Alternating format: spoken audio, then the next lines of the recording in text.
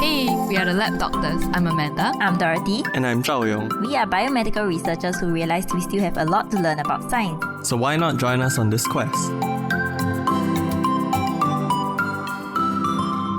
Hey everyone, welcome back to the Lab Doctors podcast. So today we're going to be talking about myopia. Do you know what that is? Short-sightedness. Yes. Specifically, we're going to be talking about how screen time influences eyesight. But I was thinking it would help to give everyone a 101 about short-sightedness or myopia. So, prevalence of myopia, according to a review in 2019, is that it varies quite widely across the world. So, which regions do you think have the highest prevalence of myopia? Asia. So, Southeast Asia? I feel like East Asia. East Asia tops the charts with 70 to 90% around there, like followed by Southeast Asia where it's about 50 to 70%. This is followed by South Asia, then Europe, North America, Oceania, and the Middle East, with the lowest prevalence reported in Africa. So several countries stand out, generally urban Asian countries. Singapore. So, yes, Singapore, China, South Korea, and Taiwan.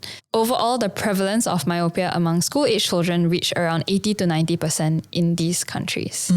So, question 1, do you wear glasses? I would like to say the glasses wear me. Okay, when did you start wearing glasses? I would say the glasses started wearing me when I was 10. Oh, I would like to just say that Zhao Yong changed his glasses and I couldn't recognize him the other day. There was this weird person waving frantically at me and I was like, who's this person? Is he waving at me in the canteen? And then I realized it's him. okay, anyway, for me it's when I was 8 and things have been going downhill ever since. Wait, why you never ask me? I thought your eyesight is perfect. No, I had lazy eye. Or maybe I should talk about it on another episode. Yeah, But lazy please do. myopia are different. No, but I wore specs. Oh, Like damn young, maybe like to correct it. I don't know if it's to make up for the vision loss or it helps in the correction, but I wore it very young, maybe like 4. Oh, I can't remember. But you stopped, right? Yeah, I stopped because like my other eye is perfect. So if I need, maybe it's like 100, 200 degrees, I'm not sure. So the prevalence of myopia is increasing worldwide with half of the global population expected to have myopia by 2050. So it's not hyperbole to call it an epidemic. And in fact, a lot of people call it an epidemic. So this trend is accompanied by a reduction in age of onset, means like you get diagnosed earlier. Younger. Yeah, younger. Acceleration of progression means your eyesight worsens faster. And increase in severity. So the prevalence of childhood myopia has surged in recent decades. So for example, in Singapore, the rates are as high as 11% among preschoolers, increasing to 50% by primary school. And can you guess what's the percentage at the end of secondary school? 80%. Oh, close. 75%. It's a lot. I don't know if you all remember like how many of your classmates wore Quite a lot. Actually, not a lot for me. It's But only maybe in it's secondary school. contact lens. Primary school? In primary school. No, that's secondary school. I don't think so. As in, for mine, it's only in secondary school, then it became more Oh, in primary okay. school. Yeah, I think I But was now- one of the rare few. Nowadays, I do feel like I see a lot of younger, like preschool or like very, very, very small, and then they're wearing, and the glasses just look like they Yeah, they take over the whole face. Yeah. So how does myopia develop? Myopia, sometimes also referred to as nearsightedness, is caused by a refractive error, which occurs when your eye doesn't focus light correctly. So typically the shape of the eye is round, like a ball. In people with myopia, the eyeball is elongated or the cornea is too curved. Right. So instead of a ball, imagine it looking like a grape or Yes. an olive. Yes. This causes the light that enters the eye to focus in front of the retina rather than on the retina itself. So the retina is the back of the eye. Yes. So this makes objects that are far away appear blurred. Okay. Okay, so besides the obvious impact of not being able to see distant objects clearly, as we age, breaks in the retina can occur, and these breaks can cause fluid to enter behind the retina, causing retinal detachment. So like retinal detachment can cause blindness in some people. So that's like one of the major risks. So where do you think screen time fits into this? More screen time, worsen myopia. It blasts light into your eyes, and your eyes are like, "There's too much light. There's too much light. Back, like, get me away from the light." And then it becomes more oval to hide from the light. I also think it's how near they hold the devices to themselves. So like they always say like you need to read it like 30 or 50 cm away from you, I but feel people like- always put it damn near. Your eye has to compensate for how near it is, and therefore it's stressing the eye, and over time it. Yeah, but I feel like then that is also not specific to screens anymore. Because Yeah. books also. Yes. Oh yeah, true. Is that why people use Kindle? Because it's a screen but without light, so much light. I don't know, but It's a different kind of light. but it's still like, then it's the same as books. If I still hold it like against my face, I think it's both. But I think the good thing about Kindle is you can adjust the text size, Yeah, the yeah. font size. Yeah. Okay, so actually the answer is increased eye strain and fatigue. So recent studies have suggested that excessive screen time, particularly with the use of digital smart devices like computers, tablets, and smartphone, may contribute to the development and progression of myopia. And this is especially concerning in children as their eyes are still developing. So changes in shape will be more drastic and more permanent. So compared to conventional books, people tend to use screens at closer viewing distance to compensate for small font and screen size. And they use smart devices for longer periods of time. So all this leads back into eye strain and fatigue. So these closer distances affect the way the eye focuses light. So furthermore, screens are generally used indoors where the amount of light and the way it spreads in the room is not as good as it is outside. So basically this non-uniform spread of light affects the way that the light is focused within the eye. And this can result in axial elongation, especially in childhood to adolescence. Okay, which all brings us to this week's paper, which is a review on the link between screen time and myopia progression. So it's a systematic review and meta-analysis published in 2021 in The Lancet Digital Health. So it involves researchers and eye health experts from Singapore, Australia, China, and the UK. However, after reading the paper, there are some obvious limitations, which the authors also point out. So almost all of the study did not objectively measure screen time. So it's mostly self-reported or parent-reported, which the authors feel may seriously underestimate actual screen time. So if I were to survey you, I would ask you, what is your average screen time? Yeah. And I feel like I wouldn't really know. 80% of my waking hour. Yeah. Yeah. Our job is so bad. Yeah. So another issue is measuring the outcome. So most of the studies did not objectively measure myopia, things like that. So it's not very objective. Then you add the complicated layer of should you consider all work, including screens, as equal, or should you distinguish between different types of screen, such as computer versus handheld devices? Because generally handheld devices, you hold it at nearer distances and the light is different or something. And yeah.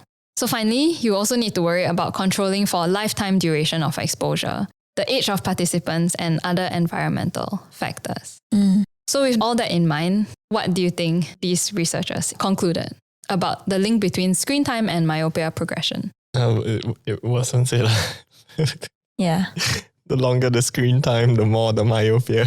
Yeah. The conclusion is there is insufficient and conflicting literature between smartphone and tablet exposure and myopia. And the meta-analysis suggested that smart device screen time alone or in combination with computer use was significantly associated with myopia. So this is overall effect. Oh, okay. So that's the trend. Several studies showed an association between screen exposure and increased myopic spherical equivalent and longer axial length, which are linked to myopia but not myopia already.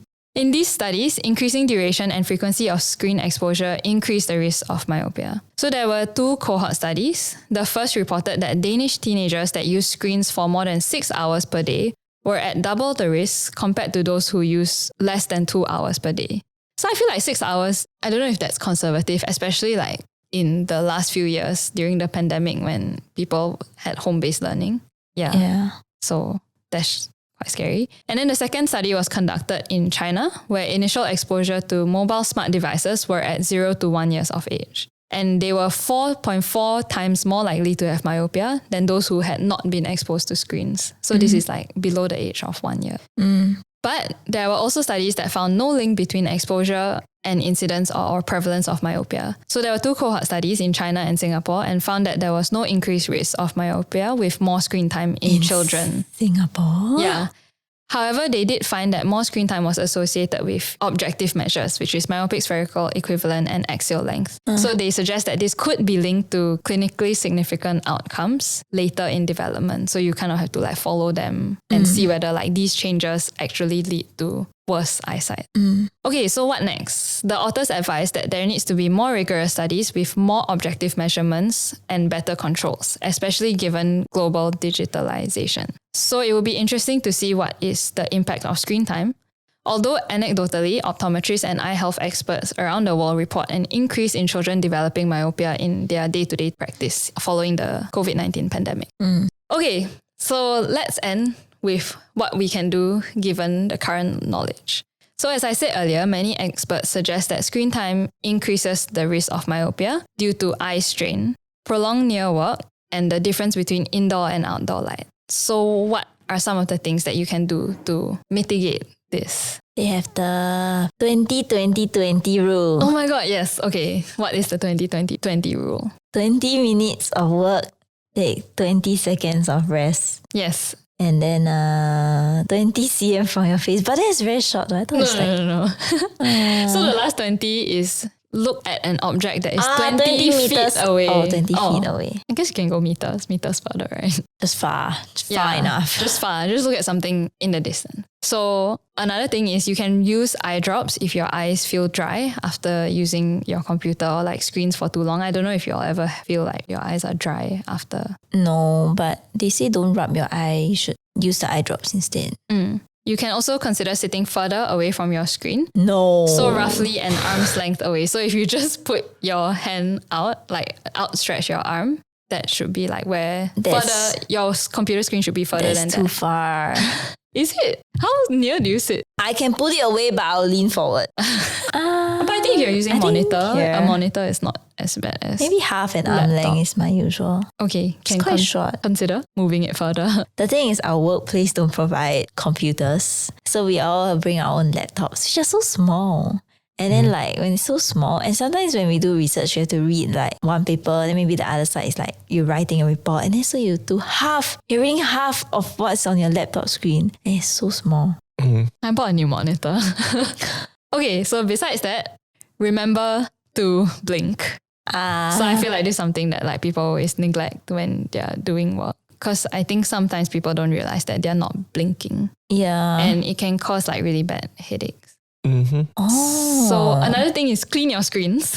So smudges and other debris can strain your eyes more because you can't see like your screen clearly. So you end up straining your eyes. I thought they would help filter the light. I don't think that's how it works. Okay, and the last one to do with computer screens is to dim it if it's much brighter than the rest of the light in the area. So like if you are in a well-lit area, it can be slightly brighter, but if the area is not as well-lit, you can like adjust it accordingly. So besides that, you can also adjust the room lighting so that the contrast is lessened. And finally, the last thing is to spend more time outdoors just because the distribution of light apparently is better than indoor light.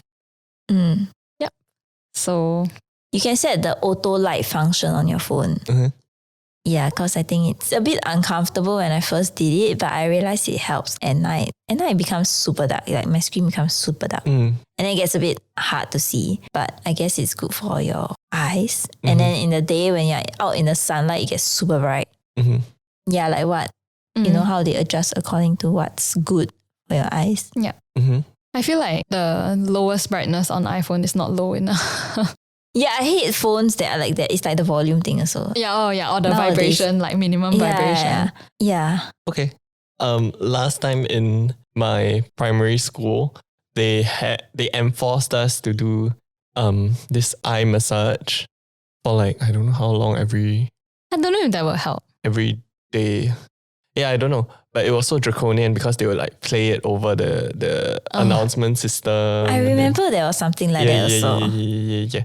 And then I was like, big help that did for me. Like, didn't do anything for me. Which is why when the Singapore study said there's no relationship. No change. Yeah, no change. I think it's haven't yet because what they measured, like they say it's linked to progression. So I think maybe it's like it haven't reached far enough. It haven't like worsened far enough to it being observable. If that makes sense. Because Singapore emphasized a lot about myopia, like when they in primary school and stuff. Yeah. But I feel like no one really cares. Your genetics screw you pretty much. As in like, I feel like it's a very strong factor besides environment. Yeah, but I feel like ultimately, like, yeah, no one really cares about. Yeah, now because we have It's a so fix common. for it. It's so common, that's why. And yeah, there's LASIK, there's whatever. Like now there's even like corrective contact lenses for children to like actually like reverse myopia. Okay. I think my fear wasn't that it's like, oh, my body is deteriorating. My fear was that, oh, I need to tell my parents and change my specs again, like when I was a child. Yeah. So it's like, we need to be better at this. We need to be more aware because I feel like, again, technology is just progressing so quickly. And then again, it's just another epidemic of us not actually catching up physiologically to the progress that's around us. And then we don't have enough studies to like actually find out the full effects of all these things. And then we're just suffering the consequences when no one really cares. And then it's just like I just feel like parents nowadays just don't care and they just like let their children have glasses. And I'm just like, your child is like 5 and they are wearing glasses. Like, what are you for real? Like, On the flip side though, I'm grateful that like treatments are getting more accessible. I remember glasses used to be like I get that like I can't really see anymore, but I'm scared to tell my parents because like I just changed glasses last year kind of thing. yeah. But I feel like at least nowadays glasses are getting more affordable and more accessible for people. So hopefully that changes things. Apparently spending time outdoors really helps with yeah. So We should all be farmers is the point, is it?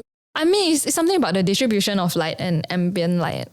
So and it helps with like how your eye focuses on things.